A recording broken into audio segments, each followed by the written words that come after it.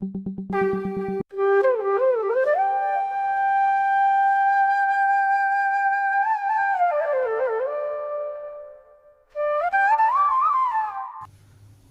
प्रेम में शिशि ठाकुर, परम आराध्या जगत जननी शिशि वर्मा, परम पूज्य पाद शिशि बरदा, परम पूजनीय वर्तमान आचार्य शिशि दादा के श्री चरणों मेरा कोटि कोटि प्रणाम। आज इस ऑनलाइन सत्संग में उपस्थित आप सभी पंजाधारी दादा लोगों को मेरा हार्दिक जय गुरु आभार, और सभी गुरु भक्तों, माताओं, बहनों, बच्चों को भी मेरा हार्दिक जय गुरु। बड़े सौभाग्य की बात होती है कि हम लोग ठाकुर जी कुछ बात रख सकें, और उनकी कृपा होगी तभी हम लोग कुछ बोलेंगे। और संजय दा ने बोला कि दादा कुछ बोलना है, और अभी हमारी माँ जो हैं, जो अभी संचालन कर रही हैं, बहुत सुंदर ढंग से आप लोगों की बातें बहुत मधुर हैं। और यही ठाकुर जी चाहते थे कि जब हम लोग ठाकुर जी को पकड़ करके, और हमारा जुबान यदि मधुर नहीं हुआ फर्स्ट, तो कहीं ना कहीं संशय हो जाता है, क्योंकि God created every man with same blood but of different characteristic. Thakur ji बोले कि भगवान तो सब आदमी को एक ही खून दे करके भेजे, एक ही टाइप का, लेकिन चरित्र सबका अलग अलग बना दिए। और चरित्र बना दिए और हमारे अंदर शक्ति भी डाल दिए, और उस शक्ति का प्रादुर्भाव हम लोगों को, कुछ लोगों को समझ में आता है, कुछ लोगों को नहीं समझ में आता है। खैर, दादा ने बोलने का मौका दिया, हम दादा को अपनी तरफ से धन्यवाद ज्ञापन करते हैं। और आप सभी लोगों को, जितने लोग ठाकुर जी के इस सत्संग में जुड़े हैं, सबका ठाकुर जी मंगल करें। और मंगल के साथ साथ ठाकुर जी का प्रादुर्भाव जो इस सत्संग में हम लोग लेकर के चल रहे हैं, तो ये सत्संग में ठाकुर को हम लोग कैसे गेन करें, कैसे हम उनका अनुसरण करें, कैसे उनको हम पकड़ करके चलें कि हमारा जीवन सुंदर हो, सुशोभित हो, बचे और बढ़े। यही तो सत्संग का मेन कर्तव्य है। क्योंकि हम मनुष्य तो हैं देखने में, लेकिन वो मनुष्य की जो चर्चा है, जो मनुष्य का आवागमन है, वो बाधित न हो। और हम मनुष्य आए तो क्यों आए इस दुनिया में, हमारी क्या आवश्यकता थी। और हमारे अंदर जो है, जो शक्ति है, वो कैसे जो है निकल करके सामने आएगी। इसीलिए तो गुरु करते हैं ना। कबीरदास ने बोला भी है कि सदगुरु आवे भेद बतावे, जब ज्ञान करे उपदेश, कोयला के मैला छूटे जब अग्नि करे प्रवेश। हमारे अंदर ज्ञान का असीमित भंडार है। इस शक्ति, इस शरीर के अंदर, सबके शरीर के अंदर, बोले ना Thakur ji, different characteristic, different type का चरित्र है सबके अंदर। और हम क्यों आए हैं इस दुनिया में, हमारी क्या कीमत है, इसलिए हमको सबसे पहले अपने आप को हीन नहीं समझना है। ये भी ठाकुर जी बोले हैं कि हमको अपने आप को हीन नहीं समझना है। एक बार एक बात याद आ रही है महात्मा बुद्ध की। महात्मा बुद्ध के पास एक आदमी गए, एक भक्त गए और बोले कि महात्मा जी, दुनिया में आदमी आया, हम आए, तो ये समझ में नहीं आता है कि आदमी की क्या कीमत है। आदमी आया और आदमी मर जाएगा, इस दुनिया से चला जाएगा, तो उसकी क्या कीमत है, और यहां पे आने की क्या आवश्यकता है इस दुनिया में आदमी की। महात्मा बुद्ध ने उनको एक जो है पत्थर दिया, एक कोई पत्थर दे दिया और बोला कि आप ऐसा करिए कि ये पत्थर ले जाइए और आप जा करके इसका बाजार में जो है कीमत लगा के आइए, लेकिन इसको बेचिएगा मत, आइएगा मेरे पास लेकर के। वो पत्थर उठाए और लेकर के उसको चले गए। लेकर के जब गए एक फल वाले के पास, उससे बोले भैया ये पत्थर ले लो और इसके कितने आम मिलेंगे ये बताओ। उसने देखा, सोचा ये कोई बहुमूल्य पत्थर लगता है, चलो इसको, बोला इसके 10 आम हम दे सकते हैं और कुछ नहीं दे सकते हैं। देना है? बोला नहीं देना तो नहीं है, मैं पूछ रहा था कि शायद इसके क्या मिल सकते हैं। फिर वो दूसरी जगह गया सब्जी बाजार में, तो सब्जी बाजार में भी उसकी वही कीमत लगी कि भैया हम इसके 5 किलो आलू दे सकते हैं और क्या दे सकते हैं। फिर जब वो आगे गया जौहरी बाजार में, तो जब वो पत्थर एक जौहरी के हाथ में आता है तो जौहरी कहता है भाई ये तो, इसकी कीमत तो हम दे सकते हैं, 10 लाख रुपए दे देंगे। बोला कि नहीं हमको बेचना तो नहीं है, मैं ऐसे ही पूछ रहा था। बोले कि नहीं चलो और दे देंगे आपको। बोले नहीं बेचना ही नहीं है, हम बाद में बताएंगे आपको, हम ले जाते हैं इसको। तो वो ले जाते हैं और महात्मा बुद्ध के पास बताते हैं कि इसकी फला फला जगह ऐसी ऐसी कीमत लगी। यही बात है, हम लोग वही पत्थर हम लोग हैं। अब हम कहाँ जाते हैं तो कहाँ हमारी कितनी कीमत होती है। हम अपने घर में हैं, हमको कोई पहचानने वाला नहीं है, बेकार पड़े हैं, लेकिन हम आते हैं बाहर और एक गुरु से टकराते हैं। वो गुरुजी मिलते हैं और गुरुजी हमको, और पत्थर को तराशते हैं गुरुजी। ऐसे पत्थर की कीमत तो बढ़ेगी नहीं। जौहरी ने समझा ठीक है, लेकिन जौहरी तुरंत नहीं, उसको तराशता, उसको और बेचता, बढ़िया बनाता, तो वो मार्केट में उसको रखता। तो हमको भी वैसे ही हमारे जब गुरु मिलते हैं तो हमको तराशते हैं, उनसे हमारी भक्ति होनी शुरू होती है। ठाकुर जी की वाणी है ना कि इष्ट में रखो भक्ति अटूट, शक्ति पाओगे दिल में, और ताहि कर्म में रंग दे स्वभाव, पड़ोगे नहीं दुख में। जब हम गुरु को पकड़ेंगे, उनमें भक्ति रखेंगे, उनसे प्रीत करेंगे, तब हमारे अंदर से हमारी शक्तियों का एहसास होगा। वो शक्तियां जागृत होंगी। लेकिन जब हम पॉजिटिव सोचेंगे तब, निगेटिव सोचेंगे तो एक भी शक्ति जागृत नहीं होगी। इसलिए मैं तो बार बार कहता हूं, सबको कहता हूं कि ये दिमाग से निकाल दीजिए कि हम ये काम नहीं कर सकते हैं। ठाकुर जी भी बार बार बोले हैं कि ना को जो आलिंगन करता, ना के फेर में लुढ़क के गुड़ता। ऐसा कोई काम नहीं है जो आप नहीं कर सकते। आपके अंदर तो भगवान ने इतनी शक्ति दी है, और इस शक्ति को तराशने के लिए आपको ठाकुर अनुकूल चंद्र जैसे पुरुषोत्तम मिले हैं।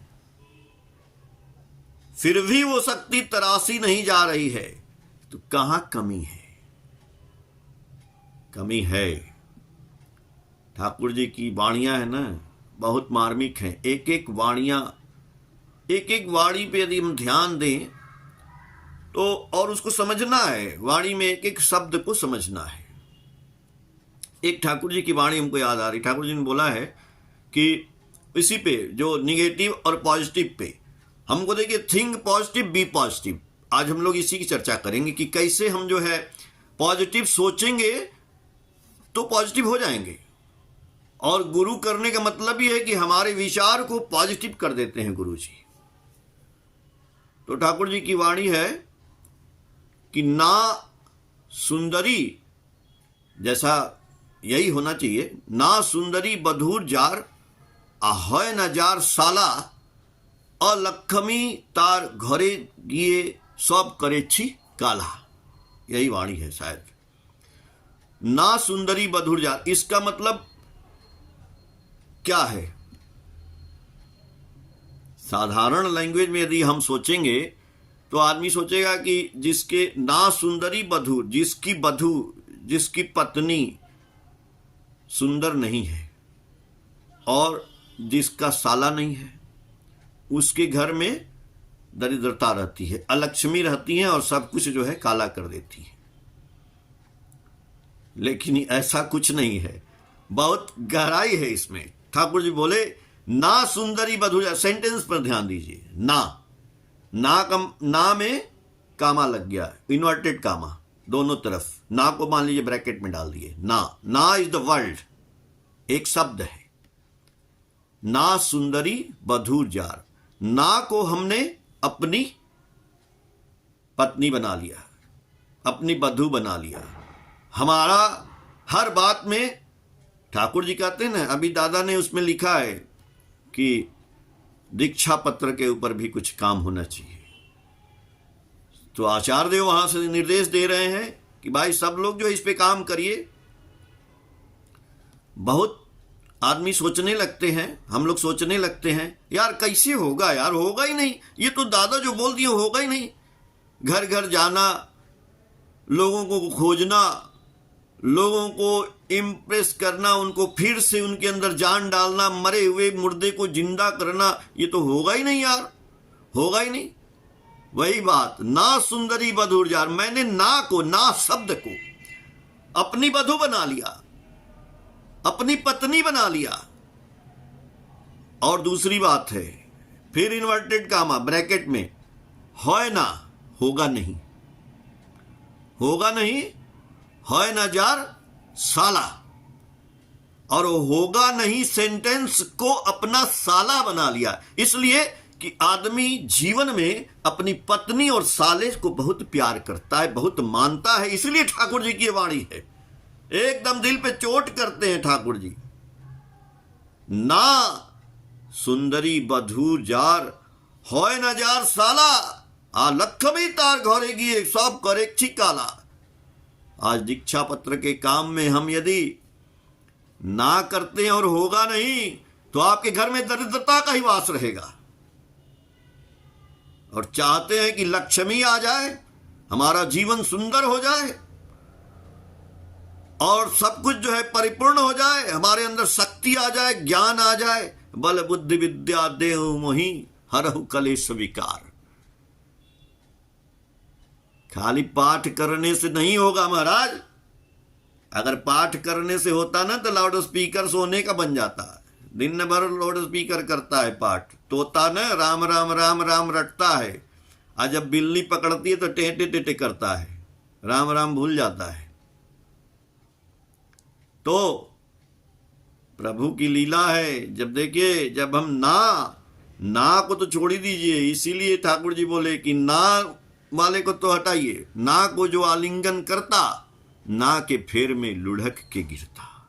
हर बार ना, हमेशा ना, हमेशा ना, तो आप ना में चले गए, काम खत्म। इसलिए आप शक्ति के तनय हैं। ठाकुर जी बोले कि आप शक्ति के तनय हैं। सर्वप्रथम हमें दुर्बलता के विरुद्ध युद्ध करना होगा, वीर बनना होगा, साहसी बनना होगा, अकपट बनना होगा। तुम मत कहो कि तुम भीरू हो, मत कहो कि तुम कायर हो। परम पिता की ओर आवेग से देखो और बोलो, हे परम पिता, मैं तुम्हारी ही संतान, मुझ में अब दृढ़ता नहीं, कपटता नहीं। सब अरे ये सब जब बोलेंगे, खाली बोलने से, रोज रोज बोलने से भी हमारे अंदर जो है ना एक साहस आता है, एक हिम्मत आता है। तब ठाकुर जी बोले हैं कि तब हम धर्मराज में प्रवेश करने का अधिकार होता है। हम सोचते हैं कि धार्मिक हो गए, ठाकुर जी का प्रेयर कर लिए, ठाकुर जी का सब काम कर लिए, ये कर लिए, हम धार्मिक हो गए। और डरते हैं, कपटी हैं, निंदा करते हैं, शिकायत करते हैं, हमारे अंदर दुर्बलता छुपी है, ये काम होगा नहीं। आप तो धर्म के प्रवेश ही नहीं किए। धर्म क्षेत्र में, धर्म क्षेत्र में वही प्रवेश करेगा जिसके अंदर साहस होगा, हिम्मत होगा। और क्यों नहीं होगा? जिसके मालिक, जिसने अपना मालिक बनाया है, मालिक ने बोला है कि झंझट तूफान जितना भी आवे, झंझट तूफान जितना भी आवे, मन में रखना जोर, माथे पर तेरे दयाल ठाकुर क्या चिंता क्या विफोर।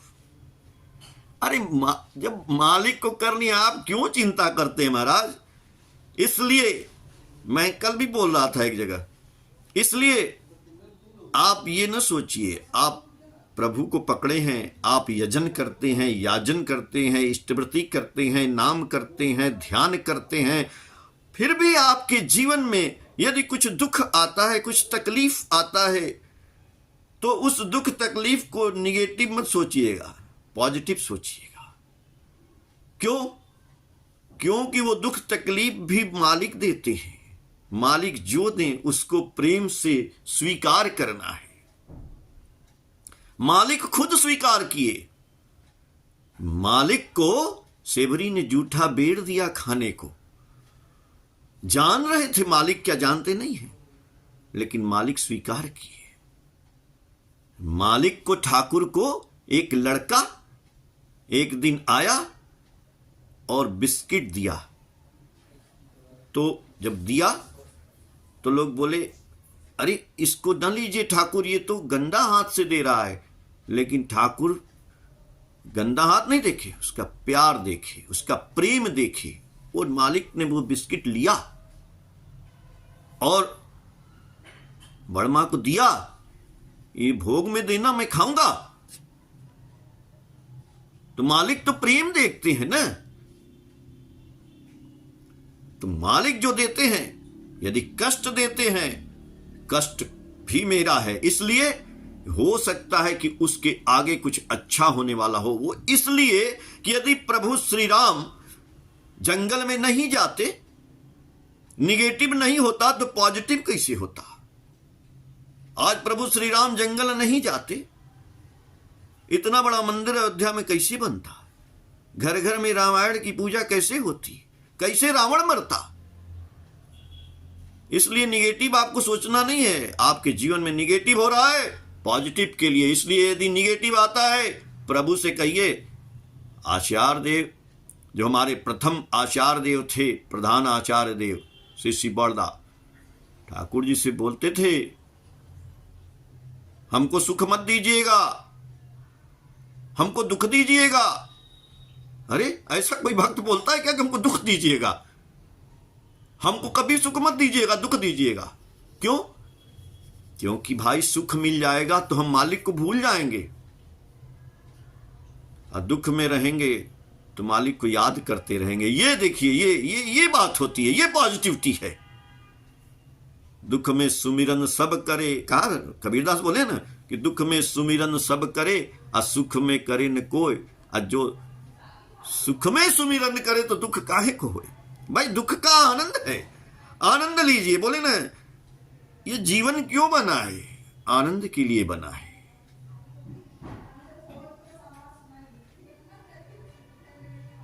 आनंद, ठाकुर बोले आनंदो आमी, मैं ही आनंद हूं, मेरा रूप आनंद का है। वैसे है क्या दुनिया में? क्या करेंगे दुखी होकर के? कौन नहीं दुख पाया? मीरा को जहर दिया गया, जीसस क्राइस्ट को कील ठोक दिया गया। और हम लोगों को थोड़ा सा दुख होता है, बिजली चली गई। अरे भाई आज तो बिजली नहीं है, बड़ा गर्मी लग रहा है, बड़ा। अरे हर मौसम में तो जिसको नहीं कुछ करना है ना, जिसको घर घर घूम के ठाकुर जी का, आचार्य देव ने जो बोला है वो दीक्षा का काम नहीं करना है ना, तो उसको गर्मी लगेगी, उसको सर्दी लगेगी, उसको बारिश हो जाएगी, उसको ठंडा लगेगा। लेकिन जिसको करना है उसको कुछ नहीं लगेगा, उसको ठाकुर लगेगा, उसको गुरु जी दिखाई देंगे। जब हम गुरु के आवेश में चलेंगे ना, तब गुरु हमारी रक्षा भी करते चलते हैं। यही तो परीक्षा, यही तो जीवन है। ये जीवन मिला है 2 पल का, क्या करेंगे? बचा के क्या करेंगे? कौन पूछने वाला है? कोई नहीं। ठाकुर जी बोले कि कोई न कोई आधार चाहिए आपको जीने के लिए, खड़े रहने के लिए भी आधार चाहिए। नीचे जमीन चाहिए तब आप खड़े होंगे। जमीन नहीं है, आप खड़े हो जाएगी, कैसे खड़े होंगे? आकाश में। तो हमको जीने के लिए हमारे गुरु जी मिले हैं, ठाकुर जी मिले हैं। अब इससे बढ़िया जीवन क्या चाहिए? एक क्षण भी व्यर्थ न हो, लेकिन काम करना पड़ेगा। नाम करने का मतलब क्या है? नाम खाली कर देने से आदमी बहुत ठाकुर जी से भी बोलता था कि ठाकुर जी जो लिखा है वही होगा, तो काहे कर्म करें। लेकिन ठाकुर जी कहते नहीं, कर्म तो करना ही पड़ेगा। नाम करने से होता क्या है? नाम करने से कर्म की शक्ति बढ़ती है। जैसे ठाकुर जी बोले कि जो स्टीम इंजन होता है ना, भाप कोयला वाली, मान लीजिए पहले चलता था ट्रेन कोयले और पानी से, तो उसमें स्टीम बनता था, तो स्टीम से वो इंजन चलता था, सैकड़ों जो है डब्बों को खींचता था, मालगाड़ी पूरी। आज भी वही है, पेट्रोल से स्टीम बनता है, वो चलता है। तो नाम करने से इस शरीर में, ये जो शरीर है ना, ये यंत्र है, ये भी यंत्र है ठाकुर जी का। ठाकुर जी बोले कि दुनिया में मनुष्य जितना यंत्र बना है, सबसे सुंदर यंत्र ये मनुष्य का शरीर है। तो हम सारे यंत्र की, अपने गाड़ी की, अपने मोटरसाइकिल की, अपने कार की, सबकी सर्विस कराते हैं सही रखने के लिए। तो इसकी सर्विस क्यों नहीं करते? ये शरीर का भी तो सर्विस करना है ना भाई। यही तो सैकड़ों साल जिलाना है इसको, सैकड़ों साल चलाना है इसको। तो इसकी सर्विस में हमको ठाकुर को अंदर हमने डाल लिया है। जब ठाकुर का नाम लिया तो ठाकुर इसके अंदर प्रवेश कर गए। तो प्रवेश कर गए ठाकुर, तो सदाचार के नियम से रहना ही पड़ेगा हमको। नहीं रहते हैं तो ठाकुर को मानते ही नहीं है। फिर दुख में कर पड़ते हैं तो कहते हैं दुखी हो गए। दुखी तो होना ही पड़ेगा, क्योंकि हमने सोचा ही नहीं इस गाड़ी को ठीक करना था। गाड़ी बीमार है। क्यों बीमार है? आप एक्सरसाइज करिए, अनुलोम विलोम करिए, सुपाच्य भोजन करिए, वॉकिंग करिए, शुद्ध हवा लीजिए, लोगों से बातचीत करिए, लोगों के घर जाइए, जाजन करिए। ठाकुर जी बोले सबसे सुंदर दवाई तो जाजन है, वही आप नहीं करते हैं, सब कुछ ठीक हो जाएगा। कितनों दुख है, कितनों तकलीफ है, लेकिन घूम घूम के जाजन करना है, घर घर में जाजन करना है। मैं जानते हैं ना, आप देखते हैं हम वीडियो डालते हैं, तो वीडियो डालने का मतलब वो जाजन होता है। ठाकुर जी बोले कि हमारी बातें घर घर में फैलानी है, तो ये वीडियो भी तो माध्यम है। आज आप लोग ये सत्संग कर रहे हैं, दादा कर रहे हैं, संजय दा कर रहे हैं, तो दिस इज द जाजन। बहुत अच्छा है। 60 लोग सुन रहे हैं, हजारों लोग सुन रहे हैं, प्रेरित हो रहे हैं। कब किसका दिमाग कितना सुंदर हो जाएगा। तो जाजन यही तो है। और ये जाजन में जो लग जाएगा ना, तो दुख तकलीफ भूल जाएगा वो। यदि कोई कष्ट में है तो वो कष्ट भूल जाता है, उसको आनंद आता है। इसी को बोल रहे थे हम कि निगेटिव में भी उसको पॉजिटिव दिखाई देगा जब जाजन करेगा। और जाजन तो अपने आप नहीं होगा ना, जब उससे युक्त होगा, जजन से युक्त होगा। तो नाम ध्यान करेंगे तो शरीर में स्टीम बनेगा। जो मशीन में स्टीम बनता है, तो इस यंत्र में स्टीम बनेगा। तो स्टीम बनेगा तो स्टीम लेकर के इंजन को चलेगा ना। स्टीम बन के वही गाड़ी खड़ी रहेगी, उसके काम कराना है। तो स्टीम बन गया मेरे अंदर, तो हम जो है कार्यरत हो जाएंगे, वर्किंग वाले हो जाएंगे। फिर नाम ध्यान करने के बाद हमारे अंदर ऐसी शक्ति आती है कि हम काम करने लगते हैं, सबके घर घर जाके उसको प्रेरित करते हैं, उसको ठाकुर की बात सुनाते हैं, जो मरे हैं उनके अंदर जान फूंक देते हैं। ठाकुर जी बोले थे कि हम चाहते हैं कि ऐसा आदमी हो, नाम करके दूसरे को छू दे तो वो चार्ज हो जाए। हमसे लोग बोलते हैं ना कि अरे, पहले बहुत से लोग कहते हैं कि भैया हाथ नहीं मिलाना चाहिए, हाथ मिलाने से ना, नमस्ते कर लीजिए, हाथ मिलाने से ना आपकी एनर्जी उसके अंदर ना ट्रांसफर हो, उसकी एनर्जी आपके अंदर आ जाएगी। अरे उसकी कैसे आ जाएगी यार? हम ठाकुर जी का जाजन, हम ठाकुर जी का नाम ध्यान किए, हमारे अंदर यदि ज्यादा एनर्जी है तो हमारी एनर्जी उसके अंदर न जाएगी कि उसकी मेरे अंदर है? क्या बात करते हैं आप? आग यदि आप हैं तो दूसरे को जलाएंगे कि आप ही बुझ जाएंगे? हमको आग बनना है, हमको तपस्या करनी है, हमको तप करना है कि हम जिससे हाथ मिलाएं उसके अंदर ठाकुर जी का प्राण घुस जाए। उसका क्या आएगा? लोग उल्टा बोलते हैं। हम चाहते हैं कि सीधा नहीं, हम हाथ मिलाएंगे, आपसे मिलाएंगे ताकि हमारी एनर्जी आपके अंदर प्रवेश कर जाए। दादा ने कुछ मेरी भी बातें बोली थी कि अपना भी बात बताइएगा। बहुत ज्यादा टाइम हो गया, बोलते बोलते ध्यान नहीं रहा। तो हम भी अपनी बात करते हैं कि हम आज बोल रहे हैं, हम ऐसे नहीं थे। हम बनारस में रहते थे और बनारस में मैं ठाकुर जी को नहीं जानता था। हम तो भगवान शंकर के भक्त थे, गंगा जी नहाते थे और एक लोटा जल चढ़ाते थे और बस यही सब। लेकिन कहते हैं ना, भगवान की माया, एक लड़की से शादी हुई और हमारी धर्मपत्नी ठाकुर जी को लेकर के आई और वही ठाकुर जी को मैंने ग्रहण किया। उनसे पूछा कि ये क्या रोज आप जो है पैसा निकालती हैं? तो वो बोले कि पैसा नहीं, ये हमारे गुरु जी हैं और उनका नियम है, इष्टवृत्ति हम लोग करते हैं। तो हम कहे इससे क्या होता है? बोले होता क्या है, एक दान है, रोज दान किया जाता है। और आप विश्वास नहीं करेंगे, हमारी तो उस समय नौकरी वोकरी नहीं लगी थी, हम फाइन आर्ट्स किए हैं, कमर्शियल आर्ट में पीएचडी कर रहे थे और फ्रीलांस जॉब तो करते ही थे। फ्रीलांस काम जैसे पैकेजिंग डिजाइन करना, कुछ डिजाइन, जो भी डिजाइन की काम करते थे, एडवर्टाइजिंग का काम। तो हम कहे कि चलिए हम भी 1 रुपया निकालेंगे, ठाकुर जी का इष्टवृत्ति करेंगे। लेकिन आप विश्वास करिए कि हम ठाकुर जी का वो हमारे बोले हमकी दीक्षा कौन देगा? तो बोली हमारे पापा ही दे देंगे। इनके पिताजी हमारी धर्मपत्नी सदन प्रसाद सिंह, वो हमारे एसपीआर हुए, अभी दुनिया में नहीं हैं, 2-4 महीना पहले एक्सपायर किए। तो वही दीक्षा दिए, हम उनकी दीक्षा लिए और ठाकुर जी का काम क्या, वही इष्टवृत्ति करना, प्रेयर वेयर करना जैसे है, थोड़ा सा स्टार्ट किए। करते करते फिर हमने जो है, मैं एक दिल्ली में एड एजेंसी में था, फिर वहाँ से थोड़ा एड एजेंसी में जानते हैं दिन रात काम रहता है, तो लोगों ने बोला भाई आप कोई सरकारी जॉब करिए। हमको मिलेगा तब ना? बोले मिलेगा।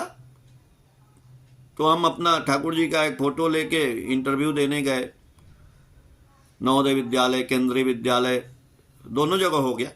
गुरु जी की महिमा थी, गए इंटरव्यू देने, माथे पर लगाए, गए, हो गया और किए नौकरी। आज भी मैं केंद्रीय विद्यालय में कार्यरत हूँ, कानपुर में हूँ। रुपए की बात नहीं है, 1 रुपया भी ठाकुर जी को दिए तो आज लाखों रुपए सैलरी एक टीचर की भी है, शिक्षक की भी है, आप लोग जानते हैं। लेकिन उस दौर से कई जीवन में मेरे बदलाव आए और धीरे धीरे ठाकुर जी का देखिए कैसे एसपीआर बने और ये सब प्रभु की लीला। और हम कानपुर में हैं इस समय, तो केंद्रीय विद्यालय में ट्रांसफर होता है हर 5 साल में। लेकिन हम एक बार आचार्य देव के पास बोलते हैं ना कि इष्ट गुरु पुरुषोत्तम प्रतीक गुरु वंशधर रेत शरीर में सुप्त रह के जीवंत रहते निरंतर। ठाकुर जी आचार्य देव में विद्यमान है सही में। तो हमारा ट्रांसफर हर 5 साल में होता था। एक दिन हम गए तो हमारी धर्मपत्नी पूछी कि आप हमेशा जो है 5 साल में भरेंगे डरेंगे? एक दिन आचार्य देव से चलिए पूछा जाए। गए, एक दिन आचार्य देव बैठे थे अपने कंप्यूटर रूम में, तो हम आचार्य देव से पूछे कि दादा वो ट्रांसफ़र होता है, कहाँ कहाँ भर दें आप ही बताइए, 5 जगह भरवाते हैं लोग, 5 में से कहीं हो जाएगा। तो बोले नहीं आपसे नहीं बात करेंगे, आप ममता को बुलाइए। तो वो गई तो आचार्य देव बोले कि तुम कहाँ रहोगी? तो बोले कि तो कानपुर ही रहेंगे। तो कुछ बोले नहीं आचार्य देव, चले आए। अब भैया भगवान की, हम बोले कि अरे तो कुछ बोले ही नहीं। बोले कि नहीं बोले तो क्या है, आशीर्वाद हो गया। हमके कैसे हो गया? मैंने फिर जो है भर दिया फॉर्म। लेकिन उस साल एक नियम आया कि जिसका बेटा 10th में है उसका ट्रांसफ़र नहीं होगा। तो उस समय बड़ा वाला बेटा जो है 10th में था तो नहीं हुआ, फिर 11th में नहीं हुआ, फिर 12th में आ गया, बोर्ड का एग्ज़ाम था, फिर नहीं हुआ। फिर उसके बाद हम कहे अब तो 7-8 साल हो गया, अब तो होगा ही। लेकिन बीच में ही पता नहीं कहाँ से एक नियम आ गया कि जो है बीच में जहाँ वैकेंसी खाली रहती है वहाँ पे आप भर सकते हैं। तो वहाँ पे मैंने भरा। बगल में ही हमारे यहाँ से 30-40 किलोमीटर दूर जो है कानपुर देहात था, एक स्कूल वहाँ पे है, स्टेशन चेंज करना पड़ता है। तो मैंने भरा, लोग बोले तुम्हारा हो जाएगा। सब लोग बोले कि नहीं आप ही का होगा, ये ठाकुर जी आपके लिए वैकेंसी दिए हैं। और भरे, सही में हमारा वहीं हो गया और वहीं रहे। और फिर उसके बाद जो है 7-8 साल बाद देखिए फिर मैं कानपुर आ गया। अभी मैं कानपुर में हूँ और यहीं से मैं 2-3 साल बाद रिटायर हो जाऊंगा। तो आचार्य देव ने जो बोला, क्या हमारी वाइफ को बोली कि कानपुर रहेगी, और कुछ नहीं। आज बीच में उनके साथ बहुत दुर्घटना भी हुई, एकदम लगी मरणासन्न हो जाएंगी, मर जाएंगी। तो फिर आशीर्वाद एक बार लखनऊ आए थे दादा, उसमें भी उनको जो है कैसे बची वो, ये सब बातें बाद में बताएंगे। और कैसे ठाकुर जी उनको खून लेके आए, कैसे आया ब्लड और कैसे बची। तो क्या आचार्य देव मरने के बाद थोड़े कानपुर बोले थे, जिंदा रखे, जिंदा कानपुर रहना है। तो ये तो होते हैं ठाकुर जी, और ठाकुर जी के वंशधर। अरे ठाकुर जी खुद बोले कि आप यदि 12 साल सही सत्य बोल देंगे तो आपके मुंह से बोली हुई वाणी शुद्ध हो जाएगी। ठाकुर जी बोले ना, नाम की ठाकुर जी तो चर्चा किए ही हैं कि नाम ही अमृत है। आज हम लोग जा रहे हैं कुंभ में नहाने, वहां अमृत गिरा था, लेकिन ये अमृत जो ठाकुर जी दिए हैं, ये नाम, ठाकुर जी बोले ये नाम ही अमृत है, जो देवता लोग पी करके अमर हो गए थे। तो ठाकुर जी बोले मुख बंद होवे ना, अनवरत नाम कर, बख विदारण कर देखावी यही नाम। हनुमान जी की तरह से सीना फाड़ दो, सीताराम सीताराम, हमेशा अनवरत नाम करते रहिए, करते रहिए, करते रहिए। तो बोले कि क्या होगा? अरे ठाकुर जी बोले कि जा इच्छा करवे ताई हवे। अगर अनवरत नाम कर रहे हैं तो ठाकुर जी बोले हैं कि जा इच्छा करवे ताई हवे, ऐ नाम ही अमृत। कुंभ में अमृत है कि नहीं? लेकिन इस नाम में अमृत ठाकुर जी बोल के गए हैं। आप पुण्य पोथी में पढ़िएगा, बंगला में बोले हैं ठाकुर जी। तो 30 क्या 31 मिनट हो गया, और मैं क्षमा याचना चाहता हूं 1 मिनट के लिए, और हम अपनी वाणी को विराम देते हैं। जय गुरु दादा, ठाकुर जी सबका मंगल करें। जय गुरु।